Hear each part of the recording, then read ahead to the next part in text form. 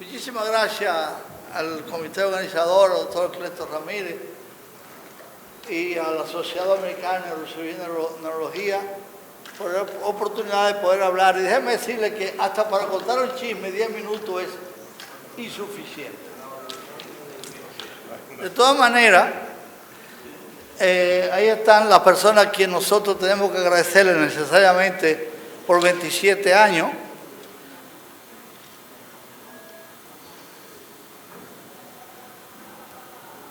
¿Quién no se recuerda de ese local?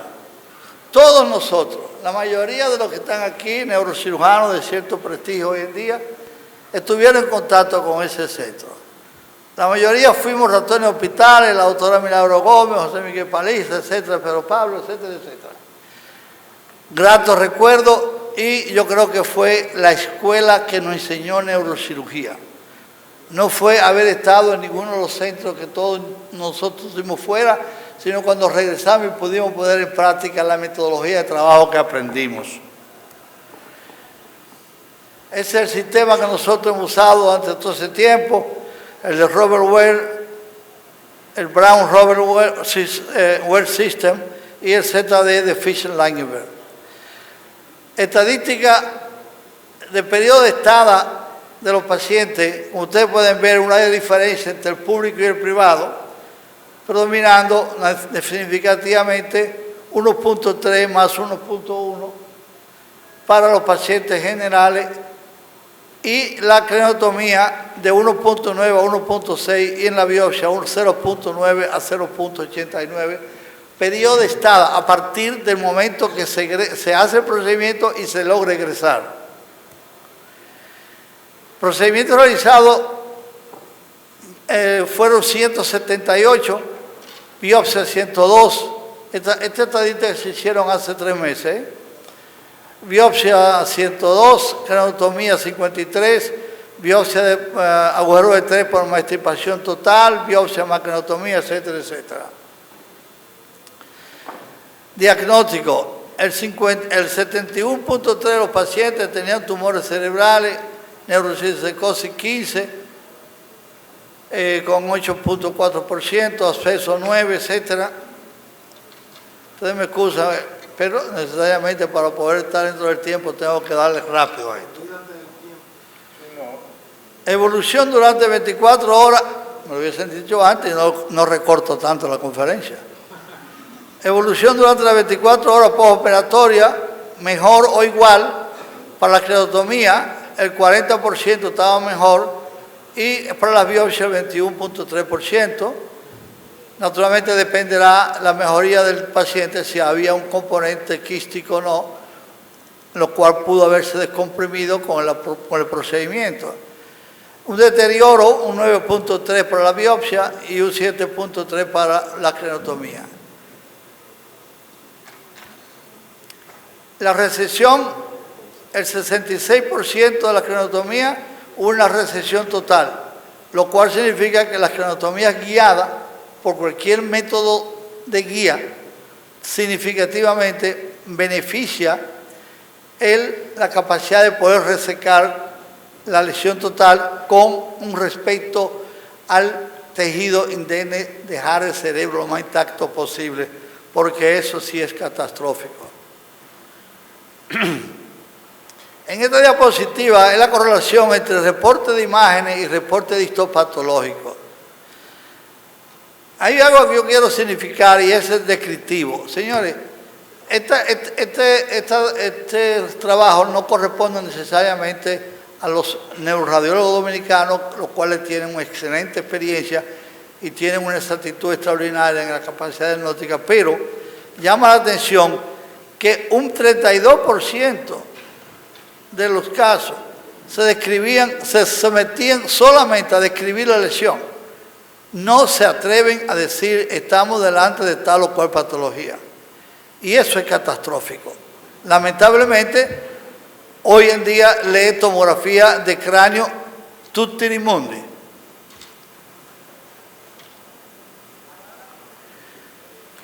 Yo voy a hablar de algunos casos, especialmente aquellos que fueron pacientes que fueron sometidos a resecciones quirúrgicas de lesiones que estaban produciendo, entre otras cosas, crisis convulsivas refractarias, epilepsia refractaria, y que fueron sometidos todos los 4 pacientes últimos a procedimiento neuroquirúrgico de recesión, acompañado de el tipo de anestesia despierto.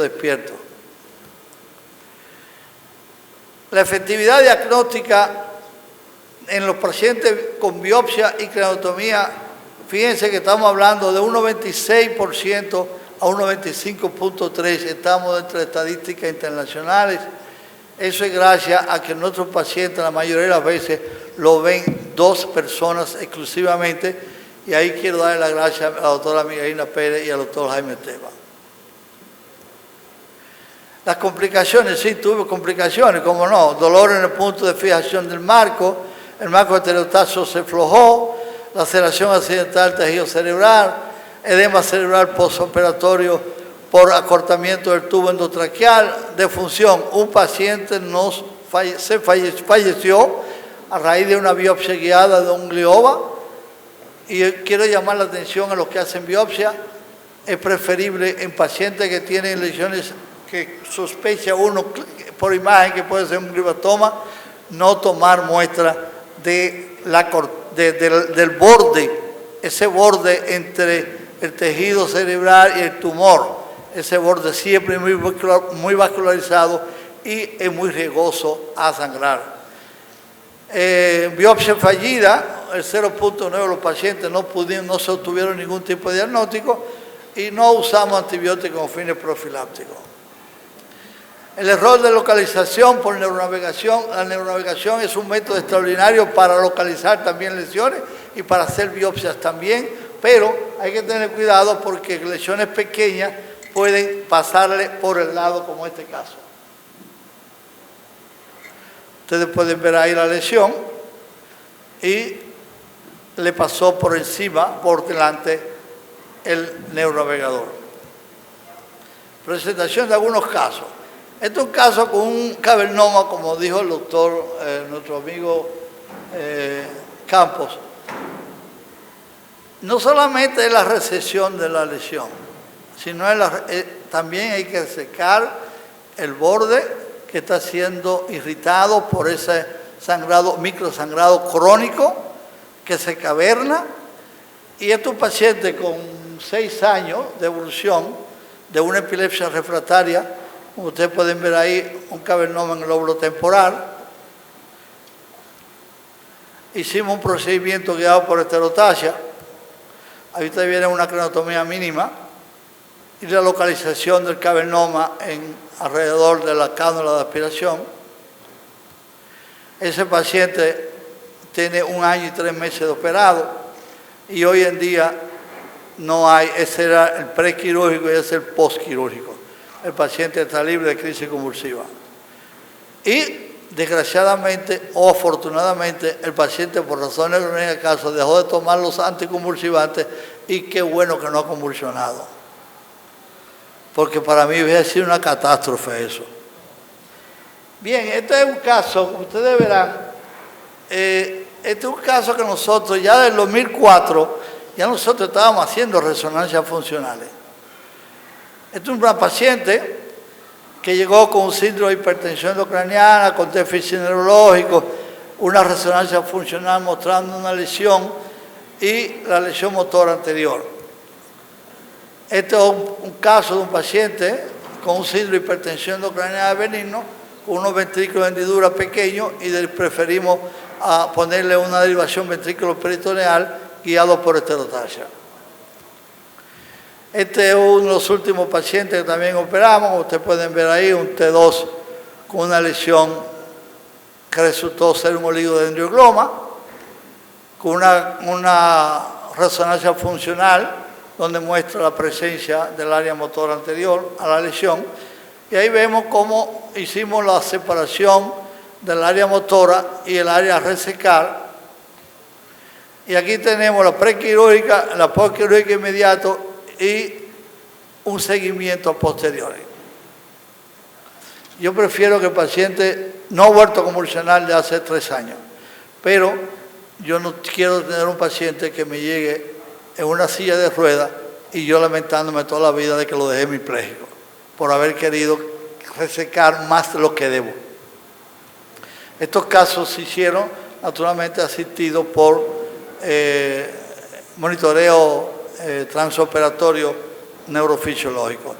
Este es un caso de una neurocisticercosis diagnosticada falsamente. Sería difícil no aceptar la idea de que no sea una neurocisticercosis, porque ahí tú tienes el cólex. Desafortunadamente para la paciente, preferimos hacer una biopsia y resultó un oligodendroglioma.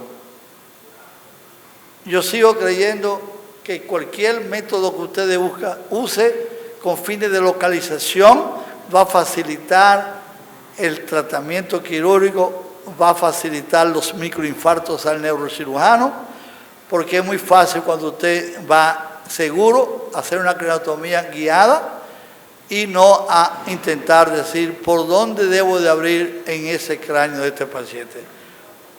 Yo realmente reduje esta conferencia lo más que pude, son a las 11:18, 11 minutos 18 segundos, me pasé con un minuto. Señores, muchísimas gracias.